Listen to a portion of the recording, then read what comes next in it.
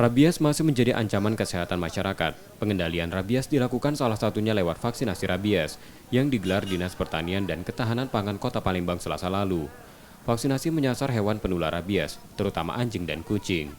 Anjing menjadi penular utama karena 98% rabies ditularkan dari gigitannya, sementara sisanya berasal dari gigitan kucing atau kera.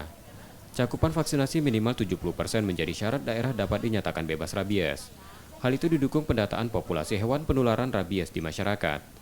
Tepat di hari bebas rabies, vaksinasi ini diberikan cuma-cuma sebanyak 500 vial. Dinas Pertanian Ketahanan Pangan Kota Palembang itu jemput bola untuk memvaksin gratis khusus rabies. Karena target bebas rabies itu minimal 70% hewan penular rabies itu sudah tervaksin. Dan bukan hanya terbatas hari ini, Pak Asden, ya. Setiap saat apabila ada yang mau memvaksin rabies, kami terbuka di Pusat Kesehatan Hewan.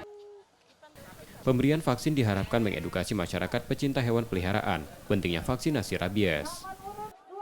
Pertama untuk menjaga kesehatan juga, kesehatan hewan, terus juga mengurangi resiko untuk rabies dari hewan. Membantu pemerintah Kota Palembang untuk melakukan percepatan untuk menanggulangi rabies 2024. Tak hanya sehari, masyarakat juga bisa mendapatkan vaksin untuk hewan peliharaannya di puskesmas atau rumah sakit hewan terdekat dengan gratis. M. Rizky Nurmizan, Kompas TV, Palembang, Sumatera Selatan.